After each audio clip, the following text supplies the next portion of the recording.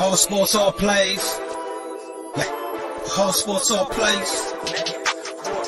All sports, all plays. 365, we making a plays. You talking the game, get you through the days. We're high in the court, the dime in the lane. Variety topics, living the same. All presentation, sports information. Hitting the airways, taking the nation. All sport, all plays, like working your faces. Grace at the field, so tie the laces.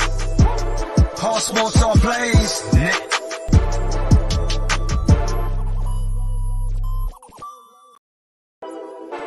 All sports, all plays.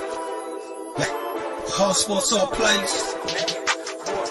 All sports, all plays. 365, we making a plays. You talking the game, get you through the days. We're high in the court, the dime in the lane. Variety topics, living the same. All presentation, sports information. Hitting the airways, taking the nation. All sport, all plays, like working your faces. Grace at the field, so tie the laces.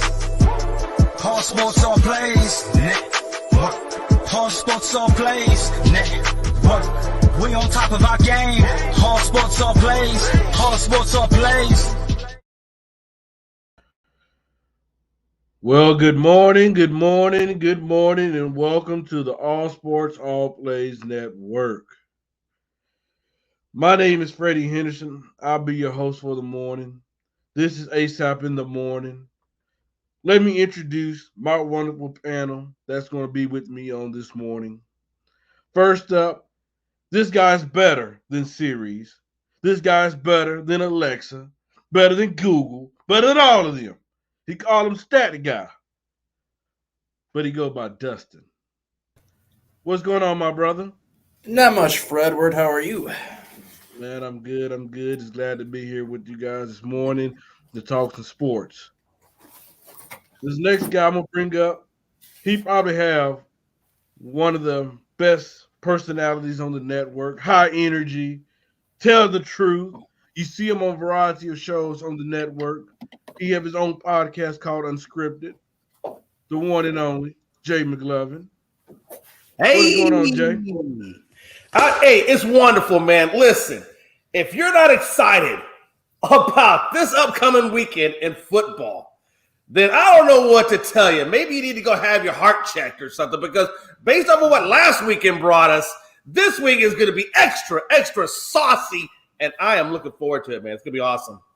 There you go. And then the next guy come on here, he made slamming your hand on a desk popular. He made that famous. The one and only Greg. What's going on, Greg? Hey, what's going on, guys? Good morning. It is Friday. We are now 2 days away from the beginning of the Patrick Mahomes era, where nobody wins but the Chiefs. It's awesome. I can't wait. Yep. You got that right. Hey, before we get started, I want to let everybody know where they can find us at. Where they can find all our great content. You can find us on TikiLIVE. Make sure you go to the page. You can find all our live exclusive shows from the ASAP network. You can find us on Facebook, YouTube, and all that great platforms as well. We have a lot of great analysts throughout the network that's doing a lot of great work. And we just want to thank all the viewers out there as well for watching us, tuning into us, supporting us as well. We already have some comments going in. Got Gryden saying, "What's up? He's ready for Sunday." He asked you, Greg, are you ready? Are you ready? I'm ready. Let's go. So, Greg, I have a question for you. Mm-hmm. If some way, somehow, if the Chiefs find a way to lose this game on Sunday, is it guaranteed that we're going to see you slam your desk on Monday morning? Yes. I'll be very upset Monday if this doesn't go right. Yes. There you go. The tables, yeah. Well, I think that's a great transition to let's go over this weekend's football games, because, like Jay McLovin said, man, just the playoffs overall, I think this might have been the best playoffs we've seen in a long time. Can we all agree on that? I mean, we have games come down to the last field goal, We have upsets by the 49ers. This is just probably the best playoffs that we've seen in a while. Now, let's start with a team that was not expected to be where they're at. Okay, we're talking about a team in the San Francisco 49ers, who, when it breaks my little old heart, well, first let's bring in the one. What's going on? What's going on? I'm to the show. What's going on?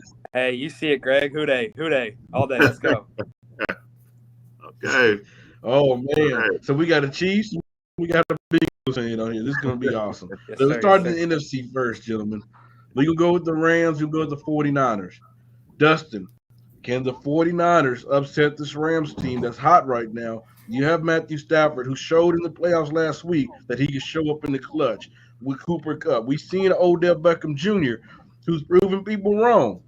Can the 49ers upset the Los Angeles Rams? Yes, they can. I mean, they're 6-0 against the Rams the last 3 years, so it's not a team that the 49ers haven't had a ton of success with. And you have to look at the way they're playing right now. This reminds people a lot of those 2007 New York Giants that had to kind of get hot at the right time to get into the postseason, and they went on to upset the unbeaten Patriots in the Super Bowl. San Francisco has a very similar offense to that team. They're playing very similar to that team. They're kind of following the same path that Giants team took to reach the Super Bowl that year. However, I went on record way at the beginning of the season that said once the Rams added Matthew Stafford, they became the most talented and overall the most deep team in the NFC, and I'm going to stand by that yet. They were my pick to represent the NFC in the Super Bowl because of the addition of Matthew Stafford, just because he gives them an element that Jared Goff never could give them. He gives them that quarterback that can stretch the field and make a lot of the throws that Goff couldn't make. And this is also the first time that Stafford has had a legitimately good defense. It's the first time that he's had a running game, and this is the first time that he's had fairly solid protection all year. I know the 49ers play very well against the Rams, but I do like the Rams this week. And I think just beating Tom Brady last week the way they did is going to give the Rams a lot of momentum heading into this weekend. Hey, Jay, Tristan Morris commented on here. He said he believed Jimmy Garoppolo's luck would run out. He had the Rams winning. Do you think Jimmy G? What faith do you have in Jimmy G going in this Sunday, going against a team that's loaded on the defensive end from Aaron Donald in that D line? You have Ramsey in the back. You have Von Miller and them boys. What do you expect out of Jimmy G? What faith do you have in him that he can deliver, where he will not give the game up? Right. Going back to a previous comment that you saw on there, they said the 49ers basically all they got to do is clock management, run the ball, play defense. And I get that. That's probably what they do need to do. But here's the deal. When you're going against, a team like Dallas or a team like Green Bay, those attributes were able to mask Jimmy G's discrepancies. Let's be honest. And I don't know how much more Jimmy G can do or how many more mistakes he can make and actually continue to get away with. And it's when you're going up against the defense that features Aaron Darnold, Von Miller, and then the secondary, you got Patrick Ramsey. I don't think he's going to be able to get away with those same mistakes. I mean, Debo, I like Debo a lot, and he's an amazing talent. And they do have a good defense, but I don't think – but you also have to understand, too, that the Rams have a hell of a good offense. They have the running game. They got the passing game. Matt Stafford is playing at a really good level right now, and they went against the GOAT and beat the GOAT. And they withstood the pressure of the GOAT. So I as much as I would like to say, I understand that if you look at, like Stat Guy said, they've beaten them, they've owned them, they've done all these things, and they have. And again, they went into Green Bay, and Green Bay, obviously lost to these guys, and they own them as well. But I don't have a lot of faith in Jimmy G going against his Rams. I don't think he can get away with those same mistakes, and I don't think that this team can continue to cover up for him and keep him going. So in that case, I have the Rams winning that game, but I think it'll be close. Landon. Oh, how glad I'm glad you're on this show this morning. Look, I'm gonna ask you a question, and this is just gonna put you on the spot. Go on, Freddie. Let's go. A few months ago, Landon had our group chat lit up, Greg. Had it lit up talking about Odell Beckham Jr. was the problem in Cleveland. He was telling us how OBJ was done, that he's not the same dude he was once long time ago. But Landon, have Odell Beckham Jr. proved that A, it wasn't his fault. B, that he can still be a good receiver and still be at least a top 2 receiver on a team. And do you think, this offseason, he'll be a free agent. This offseason, he'll find another team and that he can actually become a number 1 receiver? Look, Freddie, I still think Odell was the problem. I'm just kidding. No, I was wrong. I'll say I was wrong. I really did think it was Odell. It wasn't Baker, but we see now that I was wrong. He's balling out in LA. I'm glad to see it. It's like 2016 all over again. I really am glad to see it. So you put me on the spot, and I'm gonna, I said it in the chat, but I'm gonna say it here. We're live. I gotta say it now. I gotta admit, for the first time in history of the world, Freddie Henderson was right about something going up against me. So I was wrong. Freddie, you were right. Your guy's good again. But I think the Rams was a perfect fit for him. I think that he does need to re-sign with the Rams. I think he's finally found something that he's comfortable with. He's got his guy in Matt Stafford. He's been balling out. He needs to stay in LA. I think that he needs to sit as that role player behind Cooper Kupp. And when Robert Woods gets back, this offense is dangerous as it is. Imagine when Cam Akers is fully healthy for a full season, as well as Robert Woods. This team is going to be dangerous. And Landon coach asked, why are you not at school this morning? Listen, hey, you want to see why I'm not at school? Would you like to see? Look, I'm kind of scared. I don't even know if I can turn this camera around. Look, y'all see that? That's it. You don't have school for that, dude. We got 9 inches last week. Last week we get that in 5 hours sometimes up here. Hey, I don't know. Hey, Greg, I got a question for you, my brother. Mm-hmm. So, we always said, Matthew Stafford is a good quarterback. He's always good in, clutch situations, last drive, this and that, when in Detroit. Mm-hmm. But we said that, we've never seen him in the big game. We've never seen him make a playoff run. Matter of fact, win a playoff game until this year. So, like I said, he's played 2 playoff games so far. He looked good in both. He won both. Last week he had the last, couple second drive. What if Matthew Stafford goes all the way, win this weekend and win the Super Bowl? What will be the narrative for Matthew Stafford? What will we be saying about him? Him as a quarterback and well, if he does finish it off and win a Super Bowl, we're now talking about him in that upper elite class of quarterbacks.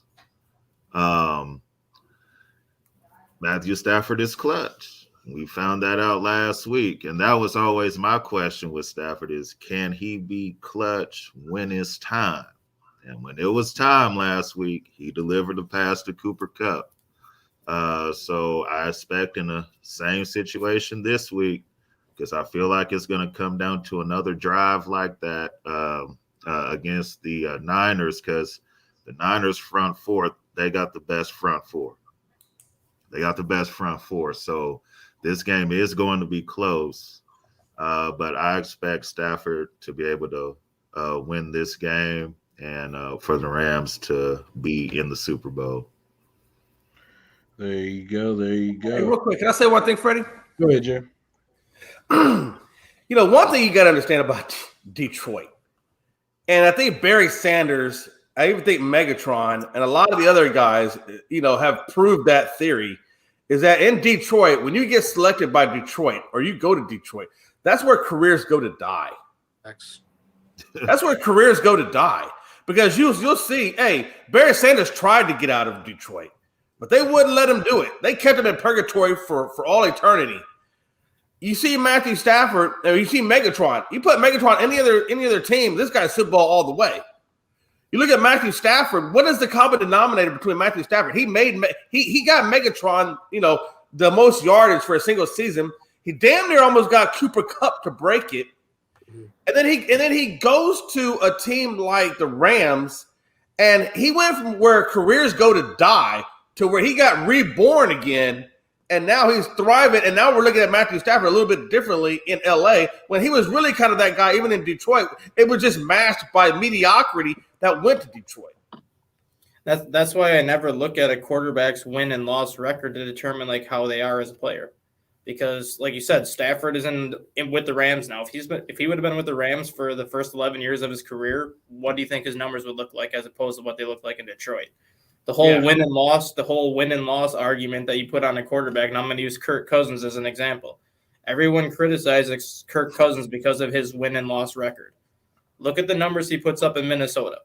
Is it his fault that the team is losing games? No, it's not. It's the defense's fault. It's missed field goals. It's a lot of poor coaching decisions that ultimately got Mike Zimmer fired this year. You can never judge a quarterback based off of the win and loss record because it's the talent around the quarterback. And if the quarterback's putting up numbers that would typically win you games, then you have to take a different look at how that quarterback is playing. And when Stafford was with Detroit, spent 10 years averaging 35 touchdowns and 16 interceptions and threw for over 4,000 yards in every season but one with Detroit. You do that in any other franchise, you're making the playoffs every year as opposed to twice. That's why I saw when he got traded, people saying he ain't going to be anything in L.A. L.A. lost its trade. People saying stuff like that. I was like, what are you talking about? Well, he lost so many games in Detroit. I was like, he was in Detroit. You just proved my point for me. He was in Detroit where, as Jay said, where careers go to die. You see what I'm saying? So everybody was – not everybody. No, I'm not going to say everybody. But I some of my friends and some of the people, I've met over the years have told me – they told me straight up. They said – Jared Goff is going to be better than Matt Stafford. Jared Goff is a better quarterback than Matt Stafford. I said, you're crazy. Watch what happens. And we're here. The Rams are. That's true, though, man. Hey, that's absolutely true, though. All right, let's keep it moving. Let's spark the show up a little bit. Spark the debate because I believe Landon and Greg are about to go at it. So I'm going to give. You know what, Greg? I was gonna give. You're used to being in this position. You're used. These last couple of years, you guys have been on a run. Yeah. Yeah. But I'm gonna let Landon go first because this is the first time in a very long time we can talk about Cincinnati being in the position that they're in. Landon, what can we expect this coming Sunday, 2 p.m. Central? You're gonna be in Kansas City, going against one of the best quarterbacks in Pat Mahomes. I understand you got Joe Burrow. He's up and coming. Matter of fact, he's not too far off. He's close. What can we expect this weekend? This is what I'm gonna say to you, Freddie. Greg, I hope you're listening too. 11 receptions, 266 receiving yards, and 3 touchdowns. Jamar Chase is gonna eat the same way he did in Week 17 simply because your defense is weak. That's all I got to say. The defense is weak. As long as our O-line holds up decently, we're going to see the same thing we saw in Week 17. Joe Burrow's going to get it done. Joe Mixon's going to have a game. Jamar Chase is going to have another career day. T. Higgins had a silent 108 yards last week. T. Higgins is ready for a game to blow up. You see what I'm saying? So watch out. Watch out for our offense and our defense too. We beat you all last week, or in Week 17, Greg, without Jermaine Pratt, who made the game-sealing interception against the Raiders. I'm not saying y'all are like the Raiders. This is a completely different beast we're messing with here, and I know we're coming in as -7 underdogs. But just watch out. Don't sleep. Don't be planning for 2 weeks. Don't be planning to watch the Kansas City Chiefs in the Super Bowl because I'm telling you right now, the Cincinnati Bengals are here to spoil it.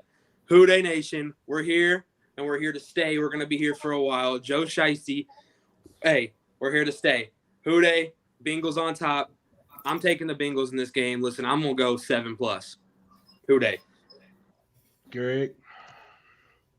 Greg, I'm just going to let you respond. I'm going to let you respond.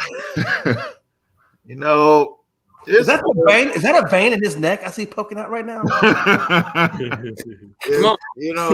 It's good that Cincinnati's good, you know what I'm saying, for the first time since before I was born. That's good. That's a good thing. That's a good thing for, the NFL. It's good they have suffered a while. But we are the kings of the AFC. It's us. We still got the belt. And we got the GOAT. We got hold on. LeBron Mahomes. Hold on. Who? We got the GOAT. Y'all, you saw what he did against the number one pass defense, right? You saw that? Greg. Okay. Look, you had me until you said GOAT. You had me until you said GOAT. And then you lost me. I can't let you do that, Greg. And with all due respect, you can't do that. You can say he's an elite quarterback. I'll give that all day long. But GOAT, Greg, one ring does not constitute 7. Let's not get overhyped just yet. Greg, Greg, let me clarify what you said. Are you talking about the GOAT like in today? Like in right now? In today's era, yes. Yeah, okay, I agree. That's not today's, yeah. The old one is about to leave, so we're not worried. Why do y'all just give us GOAT titles? Don't just use it so casually. Talk to him. You just use it so casually. You use it like I use dish soap when I wash dishes. Like exactly. Is it this really that casual? You know what? I think sometimes we water it down, and that's where it starts to lose its class, its pizzazz. You can't just use that word so casually because you got to put some respect in what it means to be a GOAT. Come on, let's not go that far. Let's try to keep some validity what it means to be a GOAT. Because right now we're watering it down. We're watering it way down. He's been to 4 straight AFC. Jay, reason why I say that. Oh, go ahead, Freddie. I'm sorry. No, you good. Go, Greg. You good.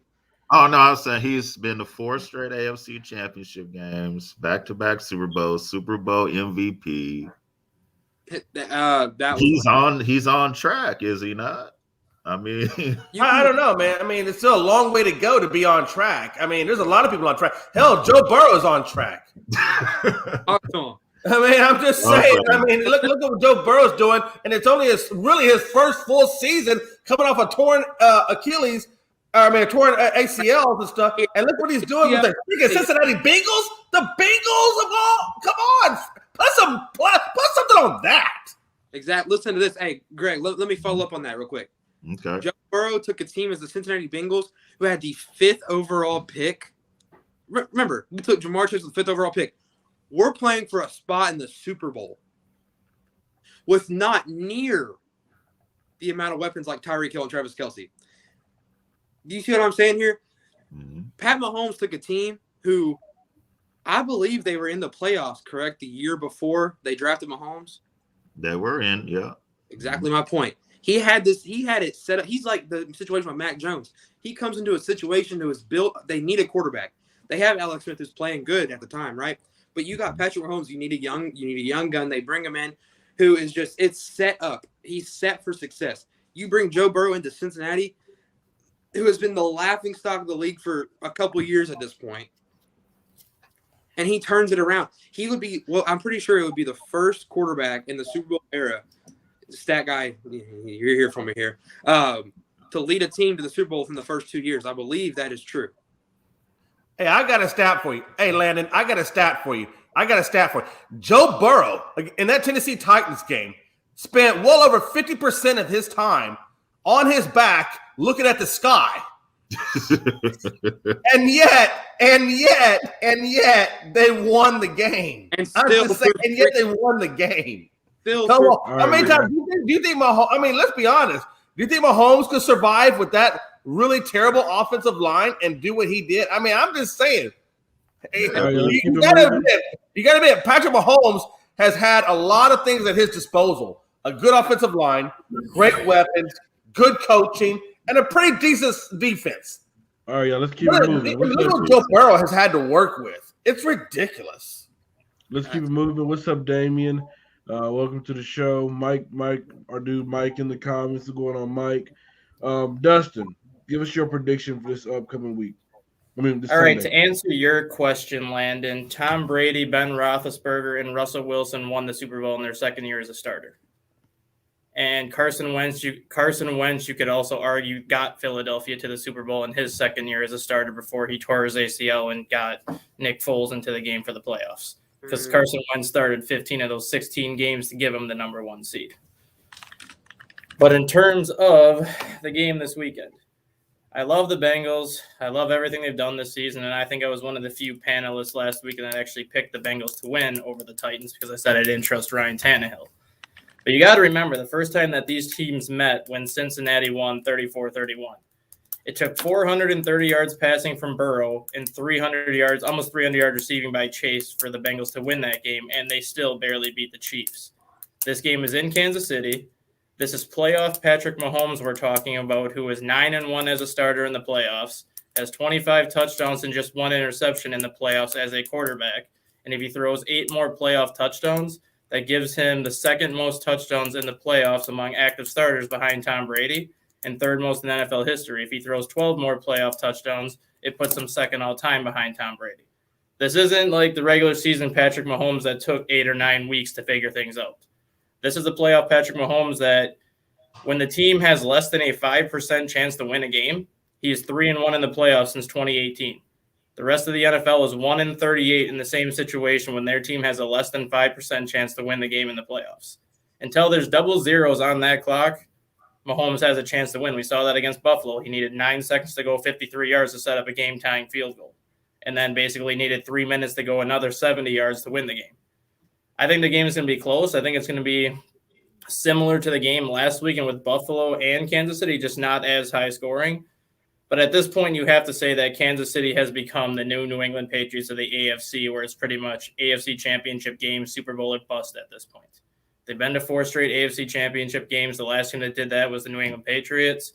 They have a coach in Andy Reid, who is the second best coach behind Belichick, and they have a quarterback that's locked up for another 12 years in that system. Kansas City's not going to be going anywhere for a while unless these weapons that they have start getting removed from that team one after another. But I think the last time I checked, everybody on offense is still under contract for another 3 or 4 years. So Kansas City has what they need for an additional 3 or 4 years after that. And we're now entering Mahomes' 5th year as a starter, his 4th year basically as a full-time starter, and he has yet to play a single playoff game away from home. He doesn't know what it's like to play on the road in the playoffs yet, and because of that reason, I think the home field advantage for Kansas City is going to be the ultimate X factor because Tennessee's crowd is 66,000.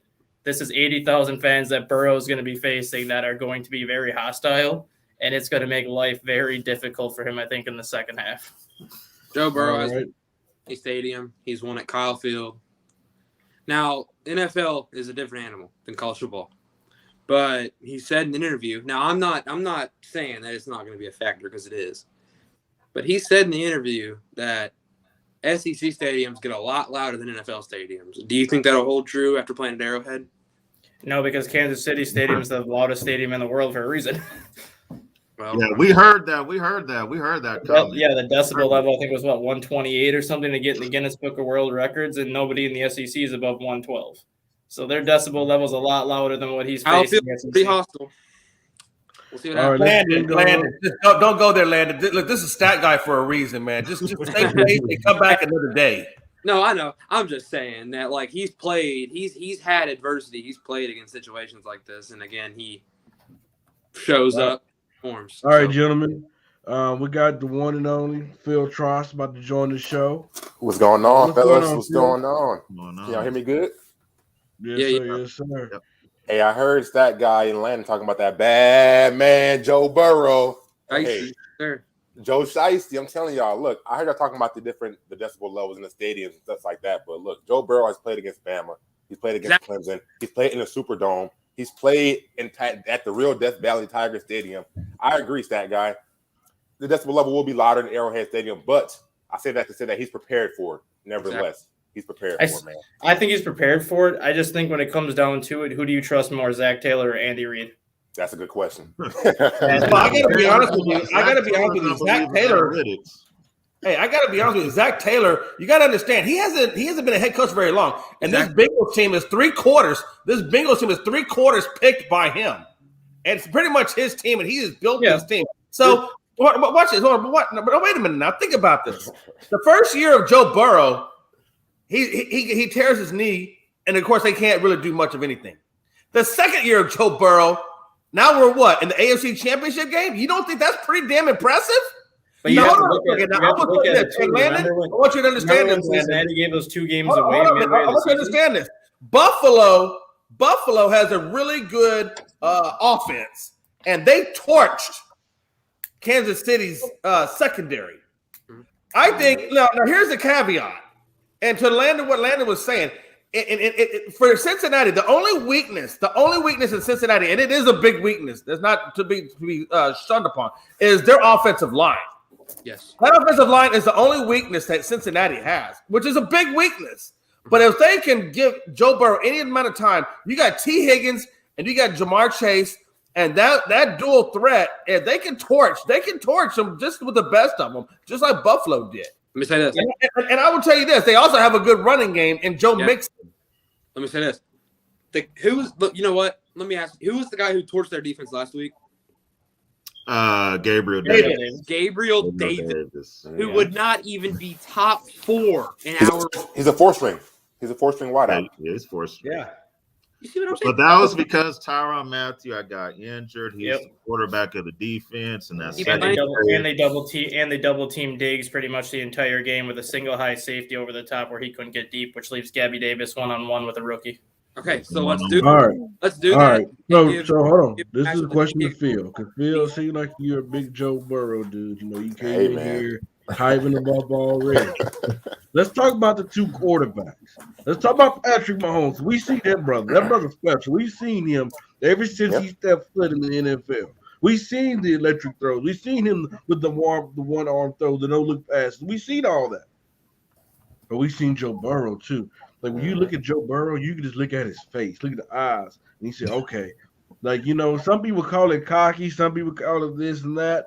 But you know, when you look at him, he just got it. If you was a GM, which quarterback are you taking? Patrick Mahomes or Joe Burrow? That's tough. It's tough because ultimately what it's going to boil down to is coach versus coach. Because they're both, Joe Burrow and Mahomes are both extremely talented. And Mahomes is only a year older than Burrow, but he's been in the league 4 more years than Burrow. So if I could get them both at the same age, and I had to choose from the same age, like a 21-year-old Burrow, 21-year-old Mahomes, I'm probably still going with Mahomes. For as much as Burrow has the intangibles, he has that Tom Brady-esque composure about himself. I had not seen a quarterback like Mahomes in my lifetime. And I'm only 28, but I had not seen a quarterback like Mahomes in my lifetime. The way he galvanizes the team. Now, yes, he had the benefit of sitting behind Alex Smith for a year, and Burrow got thrown to the fire. That's what happens when you go to a bad team, you know. It's luck of the draw almost. But Mahomes is definitely a generational talent, and he's on the like Stephen A. Smith said yesterday on First Take. He's in the stratosphere by himself, or not. Excuse me, as I was. It was Shannon Sharp on Undisputed said it himself. Mahomes is on the tier by himself, and then you have your Herberts, then you have your Burrows, then you have your Jacksons. You know, all elite quarterbacks, but that guy Mahomes is in the tier by himself, man. Hey, I got a question for Phil, real quick. If you don't mind, Phil, I got a question. If you put Patrick Mahomes on this Cincinnati Bengals team, given their offensive line, they're trash. They're not trash. I'm joking, but they're not winning. Yeah, I'm just saying. I'm just saying. You know, how do you think he would fare? Because let's be honest, I think in Kansas City, he has a lot of great weaponry and a great offensive line to really make him kind of look good, look better than what maybe. You know, I don't know. I mean, how do you feel? We've seen it last year when he was in the Super Bowl when he had to run for his life. Yeah, that old line was banged up. Hey, how'd that wind out? How did he wind out? Did they win that one? They didn't win because nobody blocked. No, I just want to know how did it turn out for him? Did he win? Nobody blocked. Okay. I'm just curious. So let me ask you this, and I say that to say this. This is the question I'm asking, and it goes to what Phil Tross, what you're asking him about who's better. Is it Mahomes or is it Burrow? So if Mahomes didn't win the Super Bowl based on what you said about the offensive line being banged up, this, that, and the other, if Burrow comes out and beats Kansas City, given his offensive line, then does the narrative change?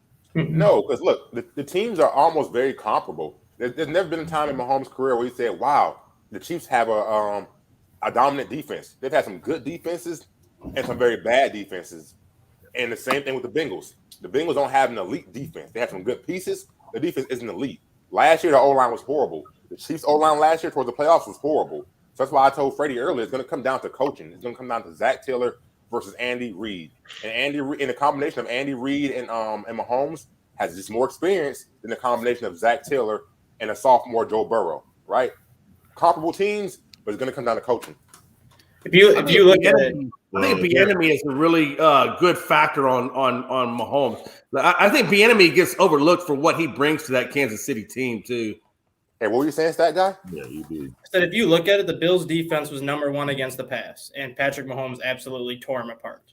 Cincinnati's defense is number 20 against the pass. See? So if he did that against the number 1 passing defense, what is he going to do against the number 2 passing defense? There's also that situation where I think it was weeks 9 and 10, Cincinnati lost 2 games at home.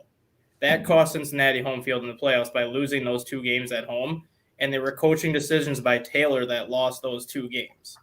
If he gets into a situation where the game is close and he makes a coaching mistake, Kansas City's going to – if that's the case, Cincinnati's not going to be able to come back. And, at this point, the one thing that I've gained so much more respect from Mahomes this year to kind of catapult him into his own category this year as opposed to, the rest of the quarterbacks in this league, he had to change the way he played his first 3 years in the league, the first half of the season, because of how teams were playing him defensively.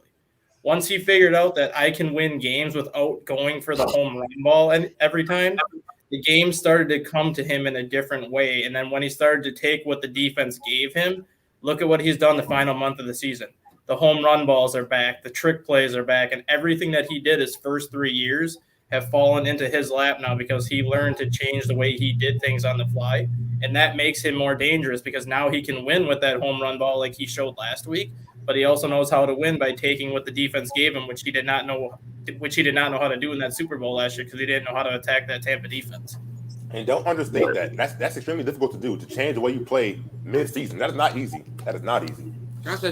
All right, gentlemen, we got to move along. We can stay on this topic all day long. Hey, we can just put a screen up with Greg and Landon. Just let them go back and forth. Hey, but give Landon, Freddie, give Landon one more chance to say what he wanted to say. Go Give ahead. him one shot. Yeah, it's been a long time for them. Go ahead. Throw out the fact that Week 17 happened. We're talking about Bengals 20th pass defense. This, and that. What? We held Mahomes to 2 touchdowns without one of our best defenders. And we're going to sit up here and say, well, the stats show that Bengals are 20th in pass. Okay, so what? We saw what happened. Football is all about matchups. It's all about matchups. The Green Bay Packers lost to the San Francisco 49ers because it was a matchup problem. Okay, sir, we might need to stop you now, sir. You going too deep. Yeah, hey, now you're talking about Freddie's team, man. Come on. I only have one team, sir. But Dustin, I want to ask you a question. Yeah. What you said? How many seconds it took? It took Patrick Mahomes. It took Patrick Mahomes 9 seconds to go at 53 yards. Okay, Jay, I got a question for you. How long did the Cowboys have to score? I mean, the score that 14 seconds. Oh, my bad. I didn't want to bring that up, but I just had. That's okay. I want to be pretty accurate. End of the day, hold on, Jay. I want to be pretty accurate with this. That was the longest. Hold on, the longest QB draw in NFL history. From my standpoint, that was the longest QB draw 11 seconds. In NFL history. I'm 11 sorry. Seconds, 11 seconds to run 31 yards. But hey, I just want to say this to Freddie. Freddie attacked my Cowboy. Let me just, and it's a very short statement. Freddie, I agree with you, man. I totally agree with you about the whole Dak thing. I get it, brother. All I got to say is this. Whether you get knocked out in the first round or the last round, hey, Freddie, where's Green Bay Packers at? Yeah, you're on the couch. Sir. Hey, we're going to get Brian Flores as our coach. Hey, you're on the couch. You're right. Hey, that sounds like a good way to plug. Hey, Jay, real quick before we move to the next I was going to say that sounds like a good way to plug Dustin Dustin, real quick. When was the last time we've had a non-Rodgers and non-Brady championship round? 2013 or is that 2012?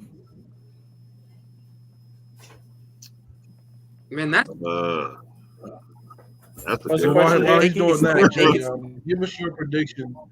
While he's doing that, give us your prediction for the Chiefs and the Bengals. Jay, what was your question? Man, I said, when's the last time we had a non-Rodgers, non-Brady championship round? Was it 2012? It was 12 or 13. Yeah, I can't remember if it was which one it was, but it was 12 or 13 because Brady was in 8 consecutive championship games That's at crazy. one point too. So Yeah, that's Rodgers remarkable. obviously. Rodgers So about the Cincinnati. Let me hear. Yeah, My bad, fellas. I had to represent for y'all real quick. Here's a real quarterback jersey right here. Sorry about that. Uh-oh. Hey, listen. If I knew how bad the New Orleans Saints are right now, I'd put that jersey on too. All right, y'all. So in regards to this game this weekend, in regards to the game this weekend, as much as I don't want to, Greg, Arrowhead's gonna be this weekend, man. And Patrick Mahomes, I was talking about it the other day. He's throwing underhand touchdowns in within the 3-yard line, 5 yards of the goal line, which is the hardest place to score a touchdown in the NFL in reality, even though as close as you are to that end zone. So you got a guy that's throwing underhand touchdown passes 3 yards out. You have a guy that went from coming in the league, running the football, being more of a runner, to just a scrambler now. He just scrambles and extends plays and makes big plays. And, the one thing that showed me that I saw last week was the fact that Patrick Mahomes was knocked out by Brady. Without Brady, Patrick Mahomes was probably a Super Bowl quarterback already.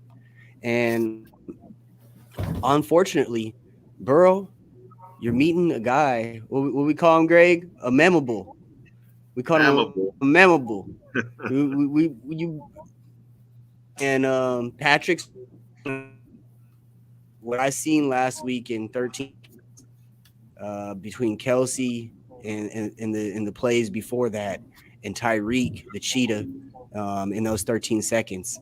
I don't think there's anybody that's going to stop the Kansas City Chiefs right now. All right, let's move on to the next topic.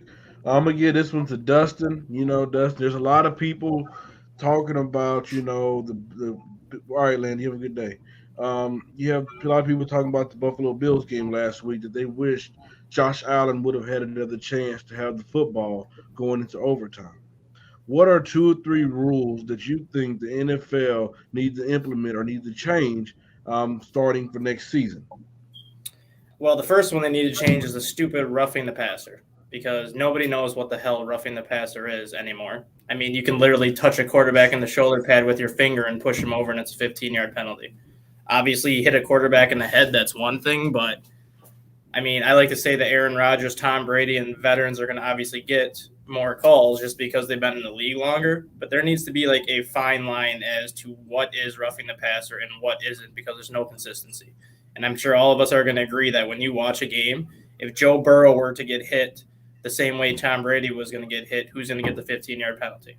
Obviously the one that hit Tom Brady, because it's Tom Brady, and Joe Burrow hasn't earned that respect of the officials. Because remember, Cam Newton even said that a couple of years ago after he played Tom Brady, that Brady gets more calls because he's been in the league 18 years as opposed to me being here 5 years. I haven't gotten to my place yet.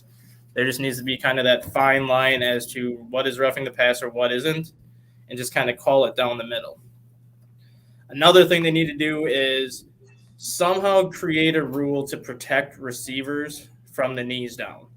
And that goes back to that play on Chris Godwin with the Buccaneers before he tore his ACL. There's so many situations now where receivers are getting hit below the knees, and it's basically when you hit a quarterback low. Look, when you go back to the 2009 Saints game, those shots that they were taking on Brett Favre with the high-low hits, that was ultimately the game. They said no more hitting the quarterback on a high-low situation. You can't hit him below the knees, and you can't hit him above a certain area. They need to start doing that with receivers, because the more athletic these receivers get, the more dangerous the catches and the plays they're going to make. And they need to have a way to protect these receivers when they're defenseless, not just from the headshots, just from any hit in general, to be able to save their careers as well. I'm going to be in the minority on this, but I do think they need to change the overtime rule, but I think they need to change it for playoffs only. And the only reason why I say that is, obviously, Kansas City wanted to change this rule when they lost to New England a couple of years ago. They brought it to the NFL's attention, and they let all the owners vote on it.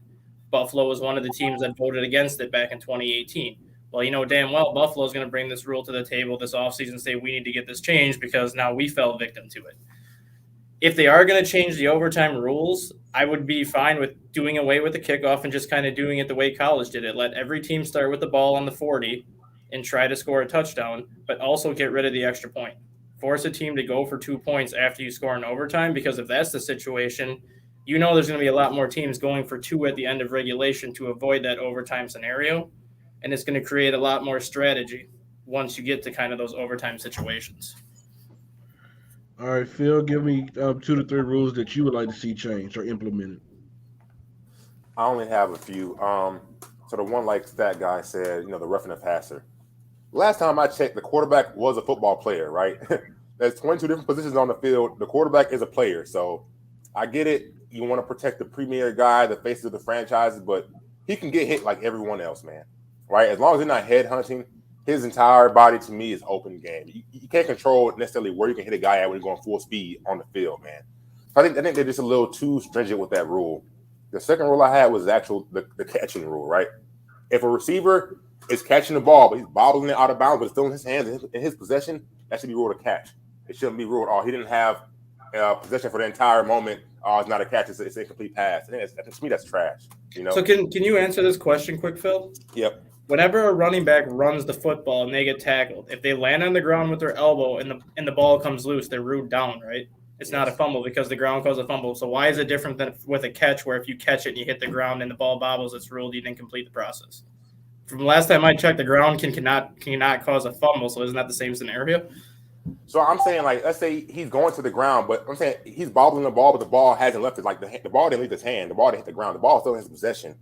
I'm just saying that it shouldn't have to be a sure-handed. He caught it. He looked it in. He tucked it. That's a catch. It should be more wiggle room to me. We've seen the Dez Bryant rule over the years, Megatron rule over the years. To me, it's just let the guys play. What makes, to me, when you're thinking too much, that's when injuries can occur, right? So if you can eliminate some of that extra thought process, let the guys who got there and fly around, I think it'll be a funner game, a better game. That's all I have, Freddie. All right, Greg. Yes, I would love to see the rough and the passer rule changed. I think over the past few years, the NFL has babied quarterbacks. I'm not saying be completely, back in the day and just letting, get the snot beat out of them. But at the same time, just like Phil said, they are football players. So let's try to change that rule to make it a little bit more fair for everyone. I can remember 2 instances in the Bills game where Patrick Mahomes got hit in his head after the play and there was no flag. Consistency needs to be part of that rule. The overtime rule, I like it the way that it is. If we are going to change it, then let's just play the whole 10 minutes.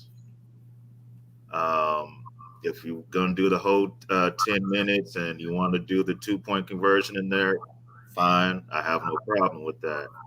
But I like it the way that it is right now, too. So, and also as far as holding, when it comes to defensive holding, I know the rule has been in place for several years now. You can't touch them after 5 yards.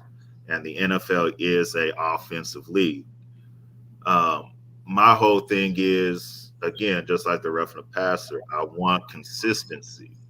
So if one game we're going to call everything after 5 yards, okay, that's fine. but we can't have it to where, okay, it's now AFC Championship and Super Bowl, and we're letting guys just get grabbed and pulled, and then there's no flags. So if we're going to call it one way during the season, let's do it the same in championship games and Super Bowls. But those are the only rules. All right, Jay McLevin, is there any rules that you think they need to change, implement? Yeah, there's a reason why they call the NFL the no fun league. Let's be honest. I mean, I don't like the way the NFL currently is going. First of all, I think what Phil said about the whole quarterback situation, I agree with that. I think, look, as long as you're not doing helmet to helmet, it's fair game. When I see red, I'm gonna take it out. That's the way it should be. I think they're making it too safe, too whatever. I mean, I want to see that from an entertainment value. I'm sorry, from an entertainment value, I want to see that. The whole taunting thing, the whole celebration in the end zone thing. Look, these are the things that back in the day, this is what we wanted to see. This is why they made the NFL so much fun. I like seeing T.O. take a marker out of his sock and start signing autographs or taking the cell phone. I mean, hey, it's fun. It's entertainment. Sports are an entertainment industry. So why are we taking away the entertainment value away from the sport for which it's supposed to be intended? If I'm paying my money for these football games and I'm going to them, I want to see this kind of stuff. I just think that the whole taunting, the whole celebration in the end zone, the whole the way we treat quarterbacks, those are the things that I would like to see changed. All right, Jay Ness, is there any rules that you'd like to see changed or be implemented or anything like that?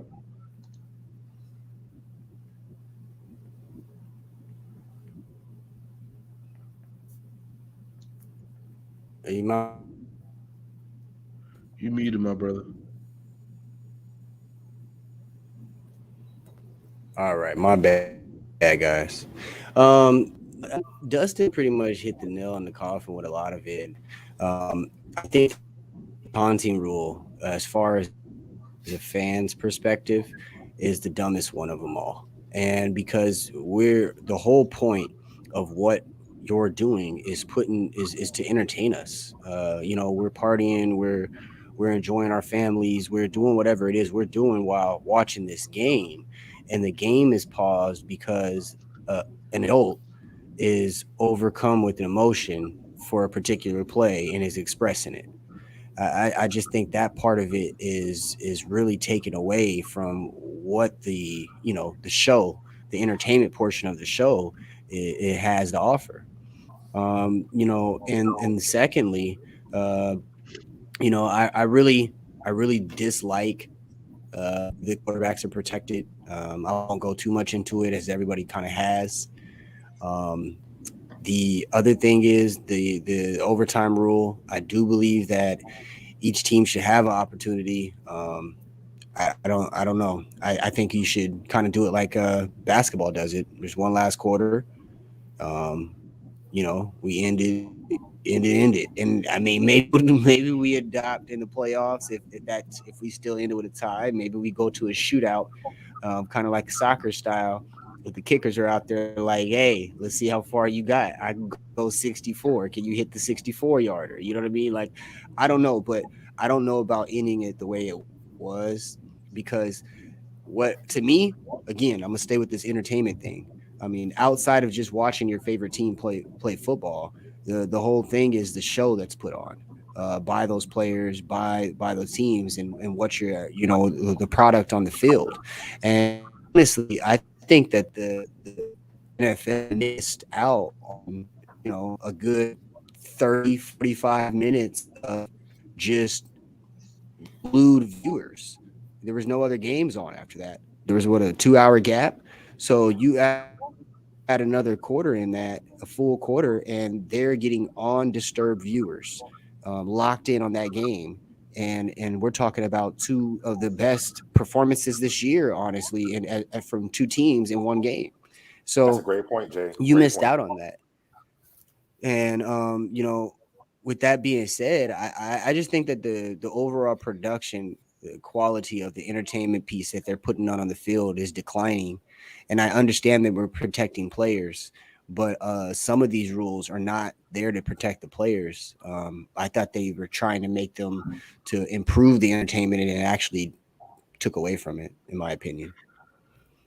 All right. Well, let's take a quick commercial break, and then we'll jump right into the Hey, we have a great topic about officiating, referee changes and stuff like that. But let's take a quick little commercial break, and we'll be right back here at the All Sports All Plays Network.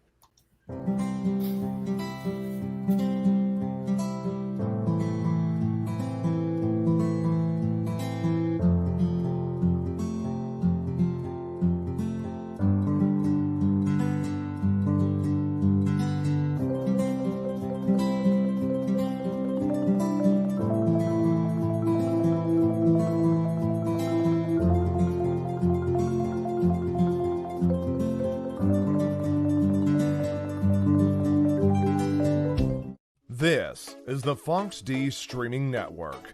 Register to come on our channel at foxdnetwork.com. All sports, all plays. All sports, all plays.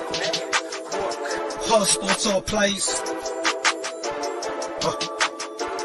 365, we're making a plays. We're talking the game, get you through the days. We're high in the court, the dime in the lane. Variety, topics, living the same. All presentation, sports information. In the airways, taking the nation. All sport, all plays, like working your faces. Grace at the field, so type the laces.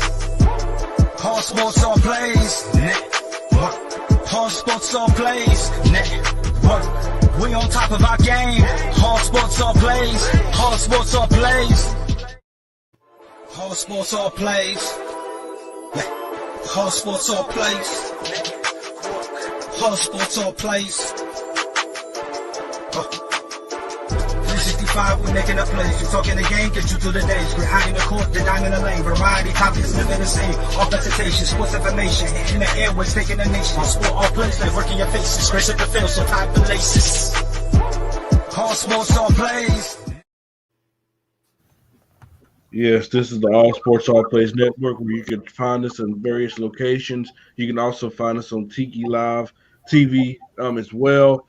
Go look at our page, the description. You can find the link is there as well. Go check us out over there, and a variety of different locations where we bring you a lot of great debate topics, informative topics as well. We'll tell the truth and nothing but the truth. My name is Freddie Henderson. I'm the moderator for today, and hey, let's jump right back into it, gentlemen. You know, there's always a lot of complaining about referees missing out on calls, not calling the right calls, or did they get it wrong? You know, stuff like that. So, do you guys think it's time for the NFL to incorporate robot referees? Like, do you think it's time to have robots on the side of the field? Can I go first on this one? Go ahead, Jay. Go ahead. Absolutely not. Absolutely not. When are we gonna get? We got robot umpires coming. We got robot referees.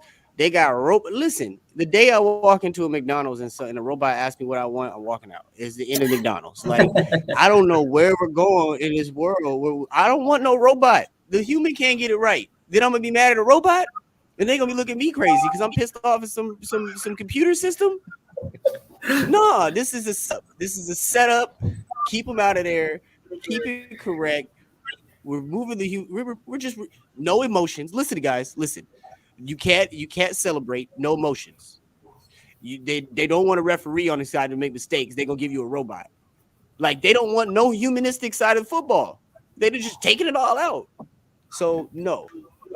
Robots, referees, umpires, McDonald's reps, all that. No.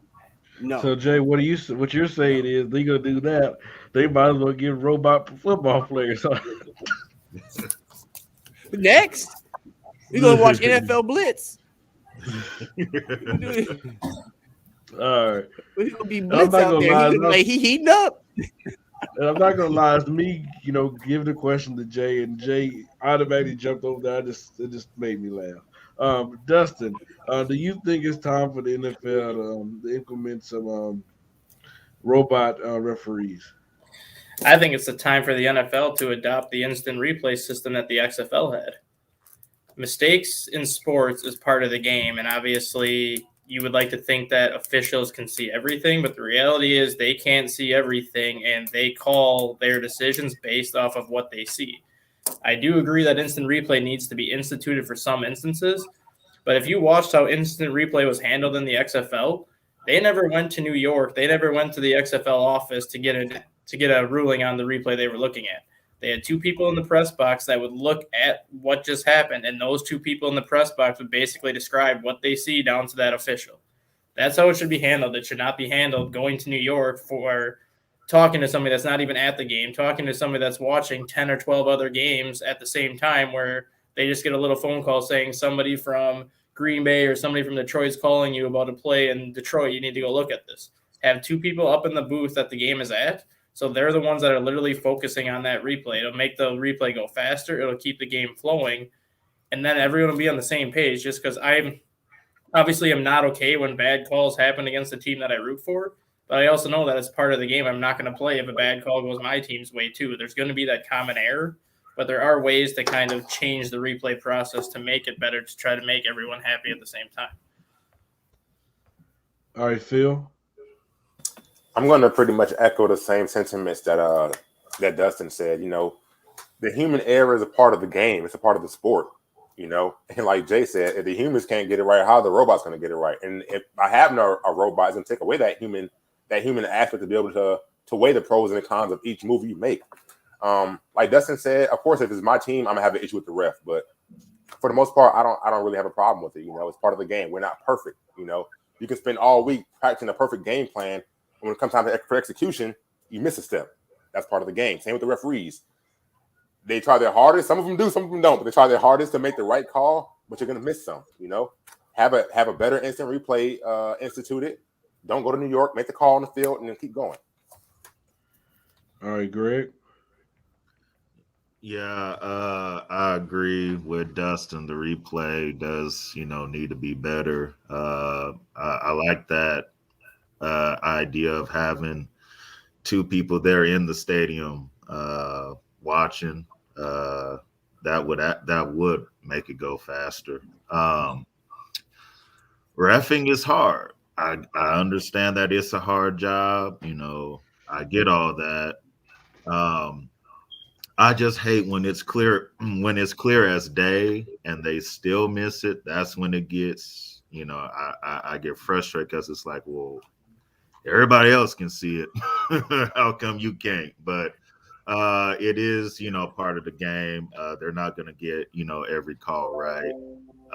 It does, suck when it happens to your team, but at the same time, I don't want no robots trying to decide games and stuff. That's just crazy. That's like some Futurama stuff. Like that's we don't need to be doing all that. Y'all seen I Am Legend? Not I Am Legend. Excuse me, iRobot. The Will Smith movie. iRobot. iRobot. When it was all lined up right before they turned them all on. Hey, but you know what? Can I add real quick? Let me just add one thing to that. Because it didn't kind of, my head was talking, but now that you got an element that we would add to this, if we got 3 robots, what's the roughing the passer call? What's the roughing the passer definition at that point? Because they can't even get it right on the field. They don't even got it. They don't even know what the actual definition of roughing the passer is. So now this robot, what is he going to go through a statistical algorithm in his head and be like, he was 90 degrees above the waistline with the, what I'm saying? Like, how are they going to define this? So there's things in here that I honestly don't think it would be, the referee robots would be capable of doing. All right. Yeah, so y'all just follow me on this because I'm about to get to Jay McLevin. Jay, you know what? I really believe that you would not mind having robot referees, and I'm gonna tell why. Because I know I hear Cowboys fans say this all the time. I'm going back to where Dad said it was a catch, and they said it wasn't this and said that. So as a Cowboy fan, you wouldn't mind having robot referees. Am I correct? See, there you go, Freddie, trying to put words in my mouth. No, and I support humans I support humans as much as the next guy supports a human. And let me be quite clear. He said I support humans. Listen, let me be very clear about this. I support employment. I think once we go from humans to robots, we're just creating more unemployment that's already out there. So I say, let's keep people employed. Hashtag employment. All right. I love that. I love it. So I just try to ruffle your feathers a little bit, Jay. That's all. You can't do it, man. I got thick skin. So I want to kind of go. You got to in Dallas. Right. I kind of want to go into the topic. It's been weighing on my heart a little bit lately, and it's talking about these NFL coaching hires. Let's go over the ones that have already hired coaches, have vacancies, and all that good stuff. The Denver Broncos, they had Vic Fangio. They did let him go. They have Nathaniel Hackett, coming in there, the offensive coordinator for the Packers. Then the Chicago Bears. I know Mike was so happy that they let Nagy go. I'm not sure if Mike is so happy they got, this new coach in, because I really haven't heard Mike's opinion. I think he said he's going to wait and see. They brought in Matt Eberflus. I butchered the name. I'm sorry. There you go. That's why we call you the stat guy. That's why we call you the stat guy. And then you got the New Orleans Saints, where Sean Payton, he did step away and said he's going to take this year off of football, but we do expect him to be back coaching the next year. Dallas in 2023. Yep. All right, then you do have the Jacksonville Jaguars. We all know what happened to Urban Myers. They're still, looking for coaches and head coach and all that great stuff. Even when they have, they have a Trevor Lawrence, and they have interviewed a couple coaches.